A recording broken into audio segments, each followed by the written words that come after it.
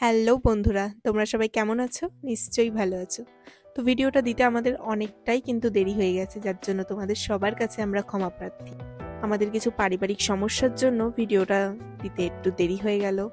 যাই হোক, আগের ভিডিওতে তোমরা দেখেছিলে জোর বাংলো থেকে আমরা পরবর্তী স্থানে যাচ্ছিলাম। তো এই হচ্ছে সেই জায়গা, এটির নাম হচ্ছে নহবতখানা। এই জায়গাটির নাম নহবতখানা। আর এই যে মন্দিরটি তোমরা দেখতে পাচ্ছ, এটি হচ্ছে রাধাশ্যাম মন্দির। এখানে রাধা গোবিন্দের মূর্তিও রয়েছে, যার জন্য এখানে নাম হয়েছে রাধাশ্যাম মন্দির। হয়তো, আমি জানি না। ওই যে দূরে একটা ছোট্ট চূড়া মতো দেখতে পাচ্ছ, ওটা তুলসী মন্দির। ওই পুরোটাই হচ্ছে তুলসী মঞ্চ। ওখানে তুলসী গাছ রয়েছে, এখনো রয়েছে।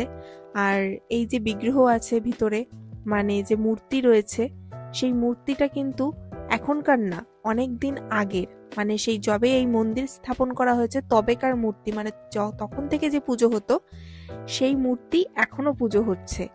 আর ওখানে আমি একটা শিব ঠাকুরের মূর্তিও দেখেছিলাম। যাই হোক, আমার খুব ভালো লেগেছে। আর দেখতে পাচ্ছ মন্দিরটা সংস্করণ করা হচ্ছিল। এতগুলো মন্দিরের মধ্যে আমার মনে হয় শুধু রাধেশ্যাম মন্দিরেই এখনো অবধি পুজো হয়ে চলেছে, আর বাকিগুলো তো সেরকমই বন্ধ পড়ে রয়েছে, সেখানে আর পুজো আশ্রা হয় না। যাই হোক, নহবতখানা থেকে আমরা বিদায় নিয়ে এখন প্রবেশ করছি মা মৃন্ময়ীর মন্দিরে। এটি কিন্তু বিষ্ণুপুরের খুব একটি ঐতিহ্যপূর্ণ স্থান। মল্ল রাজাদের আমল থেকে কিন্তু এই মন্দিরের স্থাপনা। এক কথায় বললে চলে, মল্ল রাজারা কিন্তু এখানে মন্দিরটা স্থাপনা করেছিল। এখনো এখানে মল্ল রাজাদের বংশধররাই কিন্তু পুজোটা করে চলেছে। এখানে হয়তো তারা থাকে না, পুজোর সময় হয়তো বা তারা আসে। যাই হোক, এই পুরো মন্দিরটা কিন্তু তাদেরই স্থাপনা। এখন হয়তো সংস্করণ করে কিছুটা অন্যরকম করা হয়েছে। জায়গাটা তোমরা দেখতে পাবে অনেকটা বড়, মাঝখানে একটি বড় বট গাছ রয়েছে। আর এখানেই কিন্তু দুর্গাপুজোর সময় সবার আগে পুজোটা শুরু হয়।